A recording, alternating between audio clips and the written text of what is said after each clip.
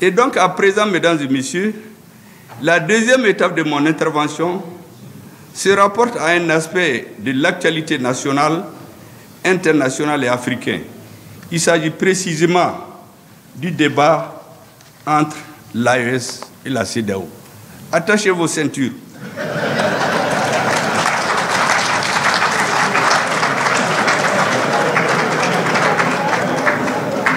Jusqu'ici, nous étions en vol automatique.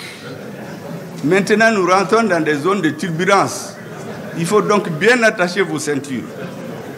Mesdames et messieurs, comme nous le savons, la confédération de l'AES a été mise sur les fonds baptismaux le samedi 6 juillet 2024 à Niamey.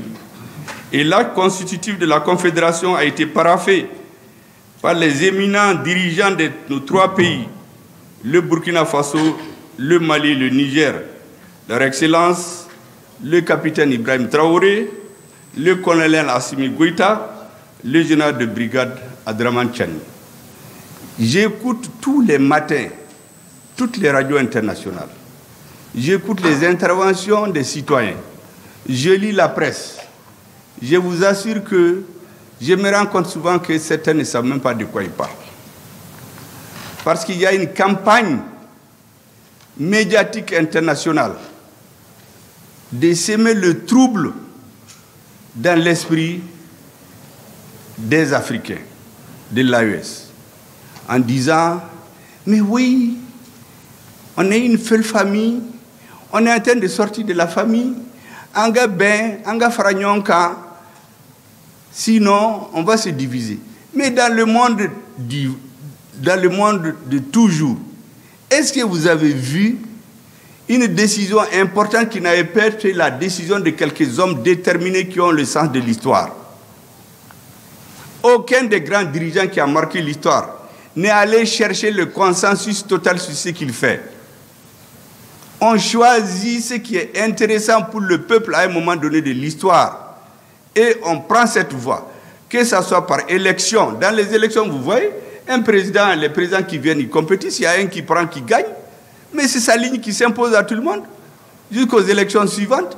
Mais il ne vient pas dire « Ah, on met tout le monde ensemble ». Mais ça, c'est quoi ça? Si vous mettez tout le monde ensemble, vous ne ferez rien. Parce que dans une société, les avis sont contradictoires. Quand un avis prime, c'est lui qui s'impose jusqu'à ce que le peuple ou l'histoire rejette cette ligne et suit une autre ligne. Donc même les dirigeants démocratiques, cette histoire de consensus des dirigeants, tout le monde ensemble, c'est pas ça.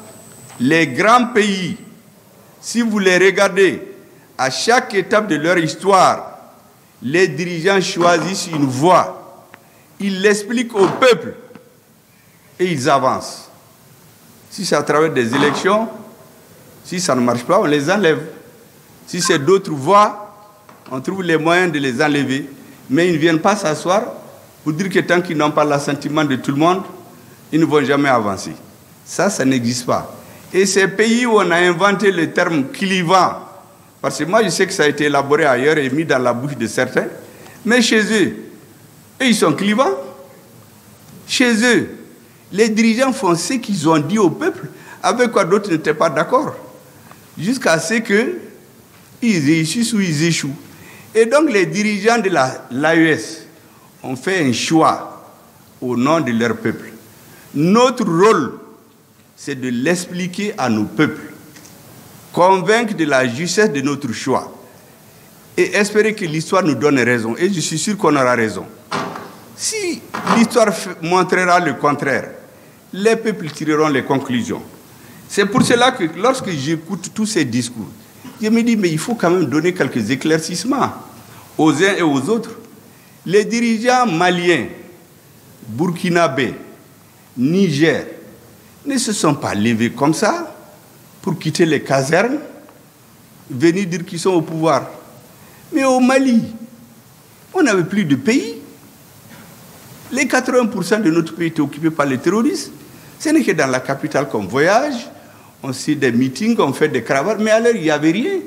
Moi, depuis 2014, je ne peux pas aller dans mon village. Il y a des chefs de parti qui demandent des élections, mais ils ne peuvent pas aller chez eux, faire des élections. Mais le peuple a dit que ça suffit. Il a manifesté pendant des mois. Et l'armée malienne est venue délivrer le peuple malien. Donc les militaires maliens ne se sont pas levés, quitté le front et venir prendre le pouvoir. Ça, c'est le Mali. Au Burkina, c'est une autre réalité. Là-bas, le système démocratique marchait. On a fait les élections. Il y a un président qui est là, une assemblée, tout fonctionnait. Mais c'est l'insécurité encore. Les citoyens ne vivaient pas. Finalement, ils se sont révoltés. Donc, c'est le résultat d'une insurrection militaire qui a mis fin à ce qu'ils appellent le régime démocratique. Au Niger, c'est l'illustration la plus éclatante, où vous aviez un président qui dit à son armée, il ne faut pas vous battre, vous êtes trop faible, vos adversaires sont plus forts que vous. Mais en période de guerre, ça c'est intelligence avec l'ennemi. Ça c'était le Niger. On tuait les gens par milliers. On ne pouvait même pas manifester. Vous vous rappelez quand Barkhane a quitté ici, les Nigériens qui ont voulu dire non. Mais le meneur de la contestation, on l'a tué, on l'a brûlé dans sa voiture, personne n'en parle jusqu'à aujourd'hui. On a terrorisé les Nigériens. Ils étaient obligés d'être cloîtrés chez eux. Vous sortez votre tête, on fracasse. On continue à tuer les militaires. La population était désarroie. Donc les militaires nigériens ne se sont pas levés du jour au lendemain pour venir au pouvoir. C'est pour délivrer ce peuple-là, qui ne pouvait plus parler, qui ne pouvait plus agir. Et donc nos présidents, ils ne sont pas, entre parenthèses, démocratiquement élus, avec souvent des pourcentages qui font honte, mais ils sont le produit de la volonté populaire, des souffrances de leur peuple et de leurs exigences. C'est pour cela que, lorsque le 7 juillet 2024, le 6 juillet a été mis sur les fonds baptismaux la Confédération de l'AES, nous avons vu dès le 7 juillet se tenir à Abuja une réunion de la CEDEAO qui avait à son ordre du jour, entre autres, la question du retrait de cette institution des 3 pays constituant la Confédération de l'AES. Mais à l'issue de ce sommet, la CEDEAO a pris certaines décisions sur ce sujet. D'abord, je constate que la Confédération de l'AES a confirmé le retrait définitif des 3 pays membres de la CEDEAO. Mais la CEDEAO, en réponse, ne s'est pas posé la question. Pourquoi ils sont partis? Elle est restée dans les anciennes méthodes. Les sanctions, le bâton, on menace de sanctions. Mais on a fait ça contre le Mali, ça a échoué. On a fait contre le Burkina, ça a échoué. On a fait contre le Niger, ça a échoué. Mais pourquoi on ne change pas? Les êtres vivants ont une caractéristique, c'est leur capacité de tirer des leçons de ce qui arrive. Comment une organisation des peuples, disons, moi je ne crois pas que c'est les peuples, des dirigeants, ne tire pas les leçons de ce qui s'est passé. Au moins on devait s'asseoir. On a fait ça contre le Mali, quel a été le résultat? Ainsi de suite. Qu'est-ce qu'on fait maintenant? Non, on vient les mêmes méthodes, les sanctions, les menaces, les punitions, les menaces de punition contre nos pays. Et le ridicule, c'est que le représentant de l'Union africaine, un fonctionnaire recruté sur appel d'offres, est allé donner une appréciation sur les choix des peuples des 3 pays. Un fonctionnaire payé sur ça, on peut le renvoyer à tout moment. Il n'est pas élu. Il va condamner le Niger, le Burkina et le Mali. Mais ce n'est pas la première fois. Vous vous rappelez quand au Mali il y a eu le changement de régime? C'était un fonctionnaire de la CEDEAO, avant la conférence des chefs d'État, qui a décidé de sanctionner le Mali. Mais pourquoi les Africains ne retiennent pas la moindre des choses, des leçons qu'ils ont apprises? Mais ces organisations, c'est très clair que c'est la conférence des chefs d'État qui prend une décision. Mais pourquoi un fonctionnaire va prendre des décisions? Bon, voici le problème des Africains. Dès que quelqu'un est dans un poste de responsabilité, il croit qu'il va faire ce qu'il veut. Or, il faut faire ce que la loi a dit. Donc, ce que ce fonctionnaire de l'Union africaine a fait, ce n'était pas la première fois.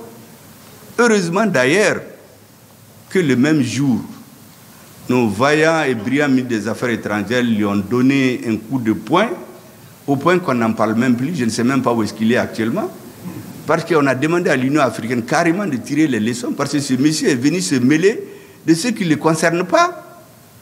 Il a outrepassé ses missions. Il n'a pas comme mission d'aller donner une appréciation sur une décision politique d'un peuple souverain. Les gens ont l'impression d'oublier ça.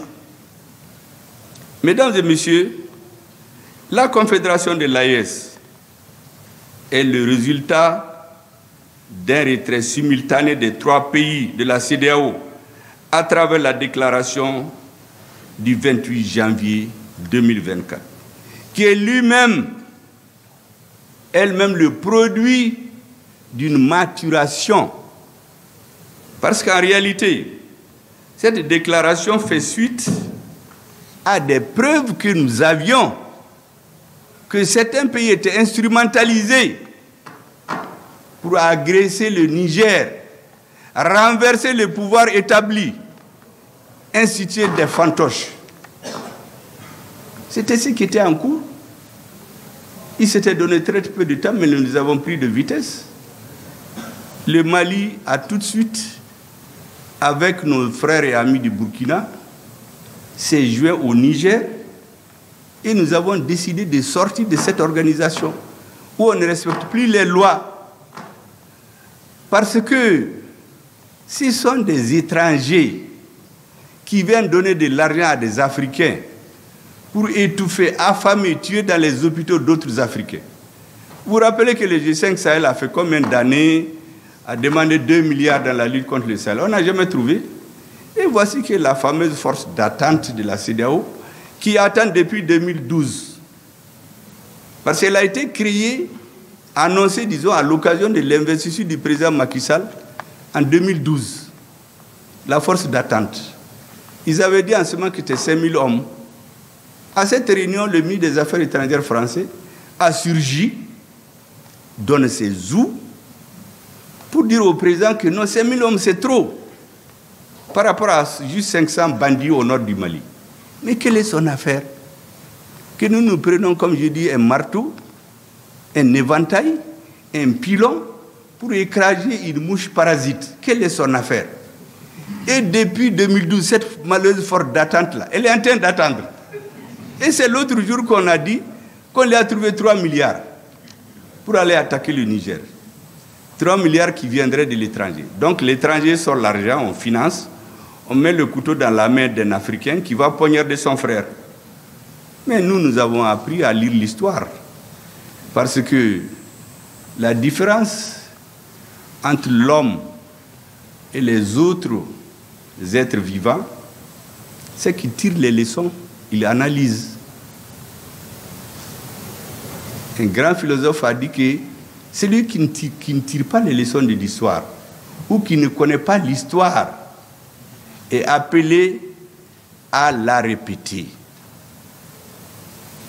Et nous avons regardé ces dernières années, qu'est-ce qui est arrivé chez nous? Mais celui qui ne peut pas tirer les leçons, vous avez une force d'attente qui attend depuis 2012. Et vous ne pouvez pas tirer les leçons, vous dire que cette force d'attente-là, elle ne vaut rien. Elle ne peut rien faire. Vous venez faire les bagabaga contre le Niger encore, que cette force d'attente va se lever et quelqu'un va vous donner 3 milliards. Mais nous avons dit très clairement à ceux qui étaient des va-t-en-guerre, nous les avons mis en garde. J'ai utilisé la boutade, ce n'est pas comme ça qu'on a parlé bien sûr, mais j'ai utilisé la boutade en disant que nous avons été très clairs. Celui qui touche à un cheveu du Niger, nous allons lui raser la tête. Parce qu'après le Niger, c'est le Burkina, après le Burkina, c'est le Mali. Nous savons ce qu'ils préparent. Ils font de la stratégie en faisant croire que c'est le Niger parce qu'ils les croient plus faibles. Comme tout le monde a peur du Mali, nous les avons tous chassés de chez nous. Donc ils veulent nous encercler. Et donc on s'est mis ensemble. On leur a dit que celui qui touche le Niger, il va voir. Et qu'est-ce qu'ils ont fait? Ils se sont tus. Cette force a continué à attendre. Jusqu'à présent, elle attend d'ailleurs. Et puis, un jour, le 30 juillet, ils se réunissent. qui est à force d'attente est prête. Ils vont venir tomber sur le Niger. Mais le 31, nous avons fait une déclaration commune pour être très clair.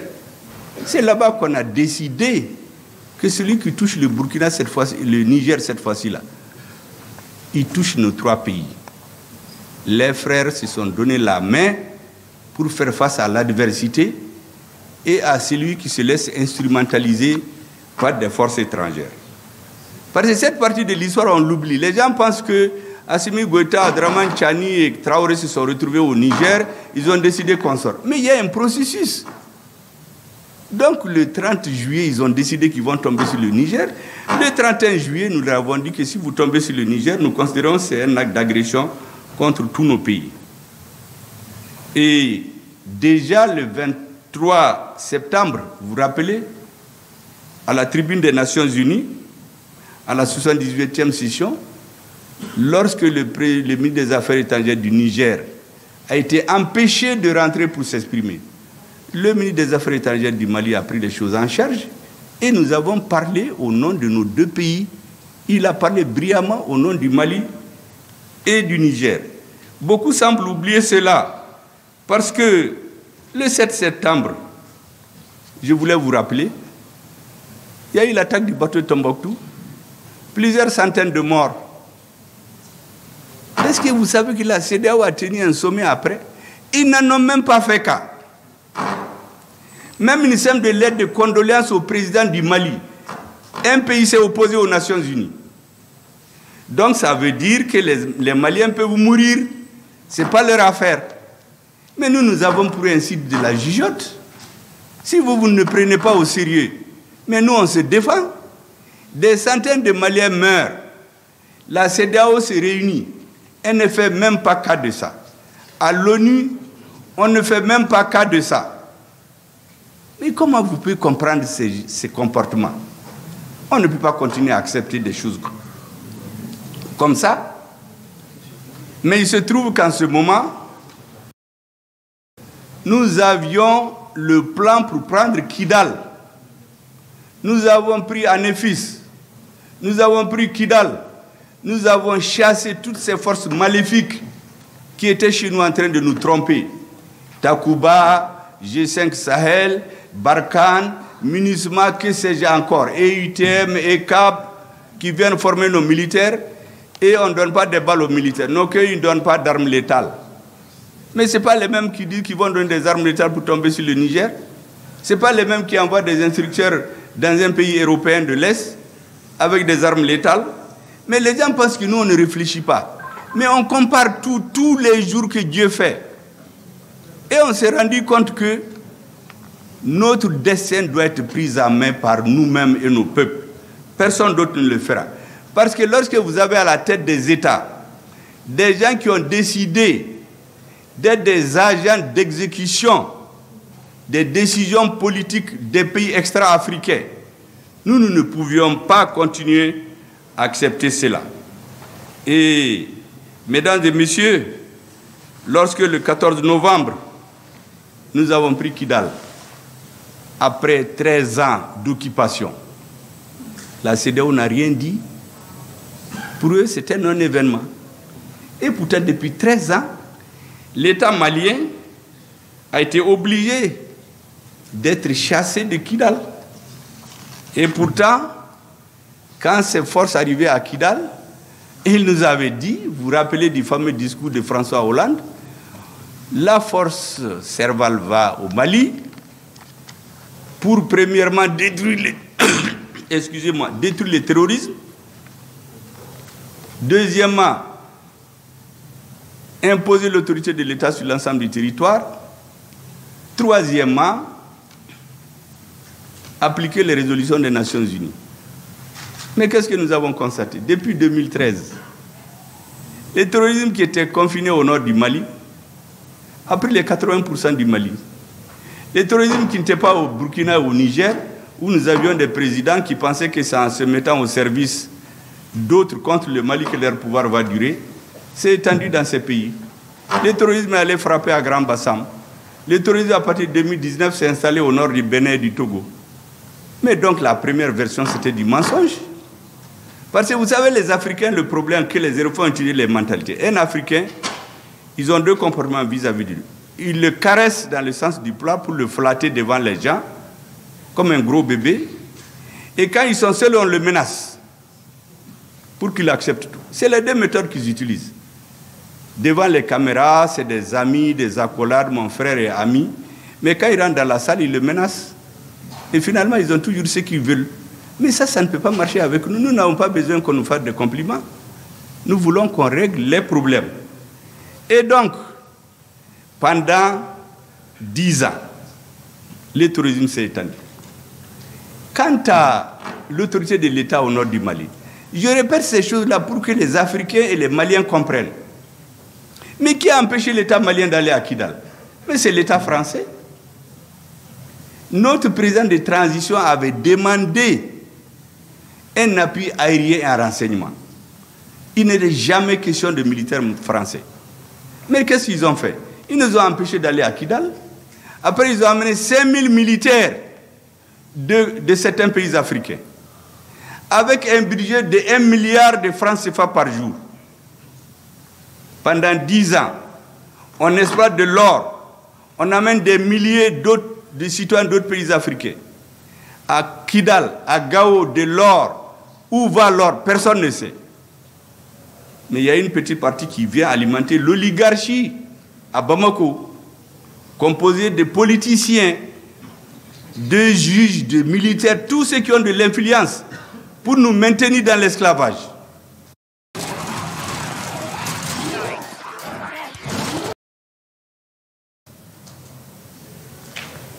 Jusqu'au jour où Dieu a délivré le peuple malien, ils ont été chassés.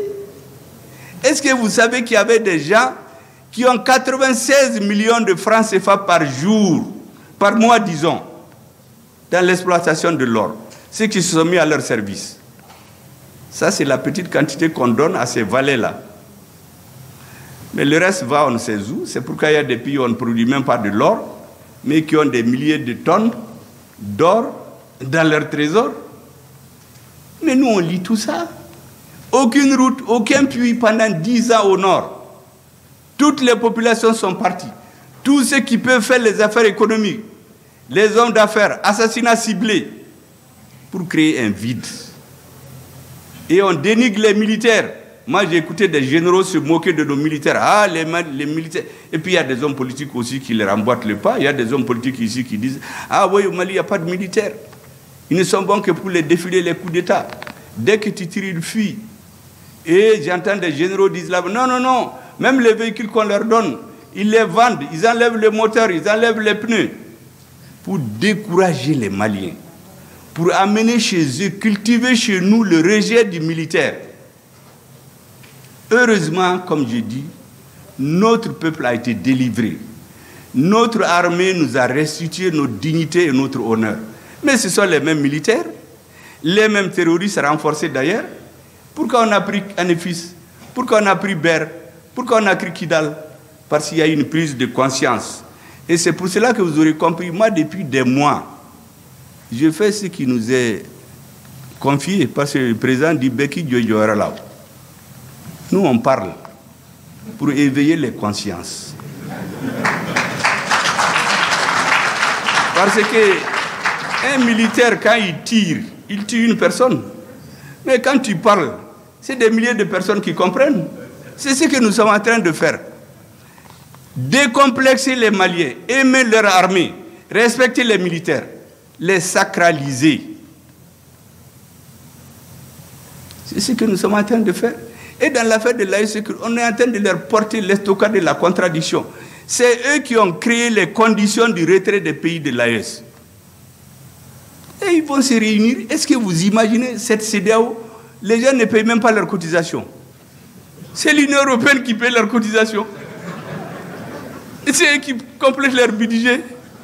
Vous imaginez dans le siège de la CEDEAO, il y a des militaires, des colonels et des officiers supérieurs européens qui ont des bureaux dans les bureaux de la CEDEAO pour manipuler. Vous avez vu le dernier sommet? C'est une ministre d'un autre pays qui vient. Vous avez vu la photo, elle donne des instructions, le doigt en l'air au président de la commission, comme un élève qu'on a surpris dans les toilettes. On lui fait comme ça, la tête baissée. Président de la commission de la CEDEAO, un ministre, un sous-ministre de notre pays. Et c'est ce monsieur qui vient nous menacer. Mais ils ne connaissent pas les Maliens. Nous sommes un peuple de guerriers. On a renvoyé les Français. Et tous les présidents qui se sont attaqués au Mali, en Afrique, ils ont tous mal fini. Et c'est pourquoi j'ai dit à tout le monde, laissez-nous en paix. Nous réglons nos problèmes, réglez vos problèmes. Mais tout État, tout dirigeant qui va s'attaquer au Mali, utiliser le Mali comme commerce pour rester au pouvoir, Dieu va le sanctionner. Je peux en citer à floraison, pour des raisons diplomatiques, je ne vais rien dire. Mais ceux qui s'acharnent contre nous, qui savent ce qui les attend, on ne mettra pas de bases étrangères chez nous. Depuis le président Modibo Keïta, il a chassé les bases étrangères. Moussa Traoré les a éloignés. ATT est venu, ils ont tout fait parce qu'ils se disent que c'est un homme qui peut manipuler.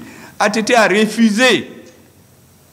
Quand ils ont installé la base, comment ils l'appellent, au Burkina, en 2019, je ne sais pas, il a un nom, c'est une base secrète. Comme aujourd'hui.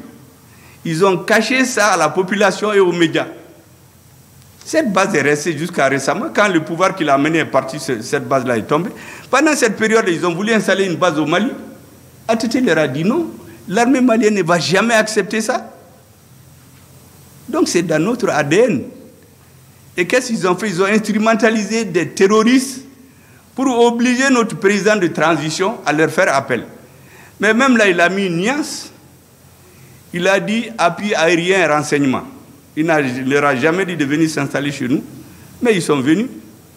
Est-ce que vous savez que même cette lettre-là, qu'ils ont fait écrire à notre président, parce que c'est leur ambassadeur qui a fait des va-et-vient et faire signer, quand on l'a cherché, il n'y en avait pas dans les archives au Mali. Pour trouver ça, on a été sur le site internet de leurs institutions. C'est là-bas qu'on a trouvé la copie de la lettre du président par intérim du Mali, qui appelle l'opération Serval. Mais vous croyez que ça peut continuer?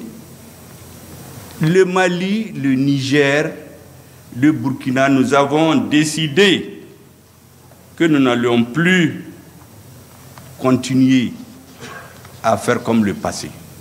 Et c'est pour cela que vous avez vu l'AES, c'est des organes très légers. On n'a pas créé une bureaucratie, on va mettre des agents qu'on va corrompre. C'est de façon tournante. Et il n'y a pas une structure où on va placer des sièges, faire des luttes pour placer des cousins, des parents, des affidés pour vendre l'Afrique. Mais chez eux là-bas, je vous ai dit qu'à la CEDEAO, mais est-ce que vous avez vu un sommet de l'Union européenne ou de ces pays où des Africains sont dans la salle? Mais ces gens-là, dans toutes les réunions, c'est des gens des autres pays qui sont dans la salle. On les manipule dans les couloirs. Les militaires qu'on envoie là-bas, on les manipule. En réalité, on dit que c'est... Mais ils sont au service de ces pays. Sinon, qu'est-ce qu'un militaire de l'Union européenne va venir faire dans les bâtiments de la CEDEAO? Qu'est-ce qu'il vient faire là-bas? Mais nous savons ce qu'il fait. Nous connaissons son nom. Je ne veux pas le dire seulement pour des raisons que vous comprenez. Nous savons de quel pays il vient. Les gens avec lesquels ils sont en contact, et là-bas et ici, on le sait. Mais il faut que les gens arrêtent. Il faut que les Africains tirent les leçons de ce qui est arrivé ici et là. Vous savez, la polémique qu'il y a aujourd'hui entre un président de l'AES et certains pays par rapport à un président de l'AES et le Niger, disons, et certains pays par rapport aux bases secrètes.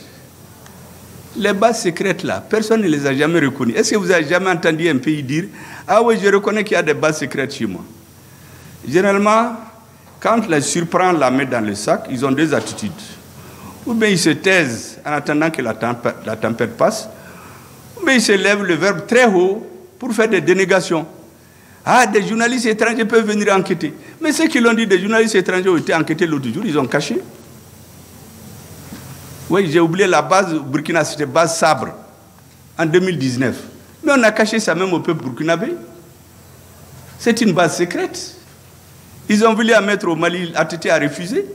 Le président qui était là-bas pensait qu'en faisant leur jeu, ça lui permet de durer au pouvoir. Mais après, le peuple burkinabé s'est soulevé, on l'a fait partir. Les bases secrètes, c'est pourquoi ça s'appelle secrète. Ils ne les reconnaissent jamais. C'est de cette base-là qu'ils avaient prévu de tomber sur le Niger, renverser le régime. C'est pour cela que le 28 janvier, nous nous sommes retrouvés. On a dit qu'on quitte cette maléfique organisation pour qu'on ne se serve pas de ces textes pour nous brimer. Mais ces aspects, on les oublie. Comme si les présidents ont pris leur avion, ils ont été à Niamey, ils ont dit, bon, on crée l'AES. Ou ceux qui disent, mais qu'est-ce qu'on va devenir? Mais nos peuples ont existé avant la CEDEAO. Pourquoi ils vont pas... Ça me rappelle exactement quand on chassait la MINUSMA d'ici. On dit, mais qu'est-ce que les Maliens qui travaillent là-bas vont devenir? Mais ces Maliens existaient avant la CEDEAO. Vraiment, je voulais dire que tout cela doit amener les Africains à comprendre. Notre dessein doit dépendre exclusivement de nous, de nos peuples, de nos dirigeants. Et je termine par une dernière mise en garde. Je l'ai dit, je le répète. Je ne veux pas jurer, mais je suis sûr. Tous les pays, tous les dirigeants, qu'ils soient africains ou ailleurs, qui se mettent dans des complots contre notre peuple, ils vont payer ça. L'agenda de Dieu est différent de celui des hommes. Il y en a qui vont perdre les élections, ils vont fuir le lendemain. On a vu ici. Dès le lendemain, ils ont fui. Pourtant, ils ont tout fait. Emprisonner 1000 personnes, tuer 60 personnes, emprisonner des avocats, violer toutes les lois pour pouvoir éliminer un adversaire politique. On dit que c'est la démocratie. Mais la démocratie, c'est les lois. Lorsqu'on utilise tout ça, le nombre de personnes, si c'était dans un régime militaire qui a eu 60 morts d'un coup, ils allaient dire, mais ça c'est la dictature militaire. On est en train de tuer la population. Mais ceux qui sont morts dans ce pays-là, ce n'est pas des citoyens. Mais on dit que le président est démocrate. Ou on fait un coup d'État au Niger, on dit qu'on va faire une réunion de défense à Paris. Et quelques jours après, il y a un coup d'État dans un pays africain. Ils disent, non, on va suivre ce qui va se passer là-bas. Et puis, quelques jours après, le ministre des Affaires étrangères de l'Union européenne, Joseph Borrell, il réunit les ministres de la Défense et des Affaires étrangères de l'Union européenne à Toledo, en Espagne. Il leur dit, hey, attention, hein, en Afrique, là, nous avons des intérêts. Il faut qu'on cherche à les comprendre. J'ai dit, ah bon? Toi, tu te réveilles à 14h, nous, on est sur pied depuis 6h. Tu viens nous apprendre maintenant. Bon, est-ce que les Africains, il n'est pas temps que nous comprenions cela? Que les peuples comprennent cela? Nous n'allons jamais accepter cela. En tout cas, le peuple malien ne l'acceptera jamais.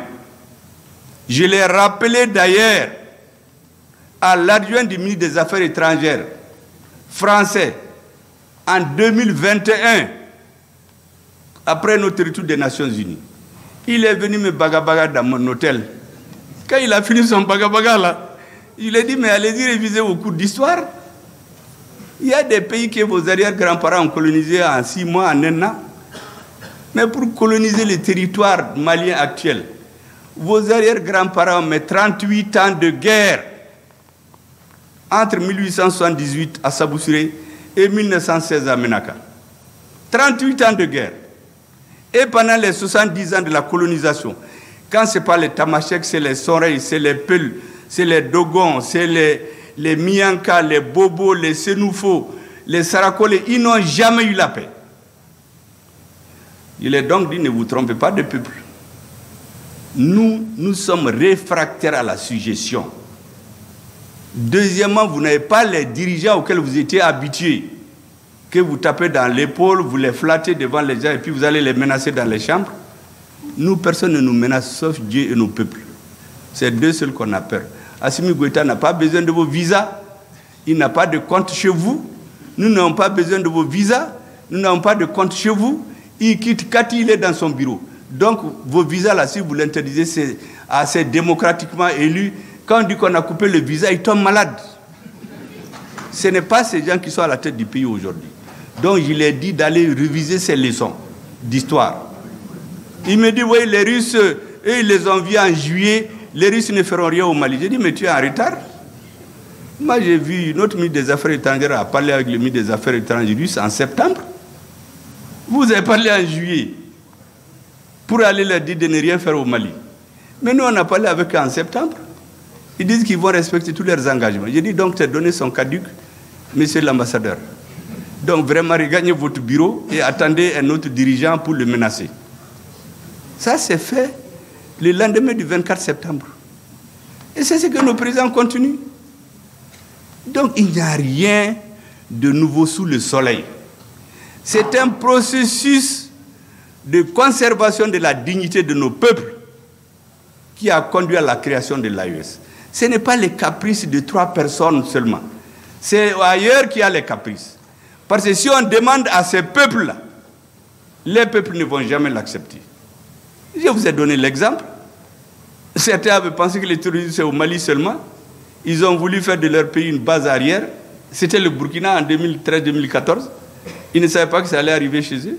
Au Niger, c'était la même chose. Le terrorisme est arrivé au nord du Bénin depuis 2019.